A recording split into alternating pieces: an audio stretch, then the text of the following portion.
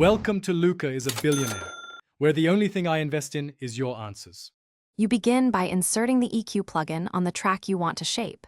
Choose linear phase if you need phase accuracy, or minimum phase for low latency. That choice matters because it affects transient behavior. Once inserted, set a flat preset as your starting point and turn off auto gain so you hear true level changes. Then engage one band at a time. Make modest boosts or cuts to locate problematic or desirable frequency regions before committing to larger moves. Now you sculpt the sound with intent. You should sweep a boosted narrow band to find resonances, then flip to a cut with similar cue to remove them. This helps remove mud or harshness without losing character. Make broader, gentle boosts for tonal enhancement. Use wider cue settings for musical warmth. Once done, always listen in context. Solo to spot issues, then back in the mix and perform quick A/B checks to ensure changes translate.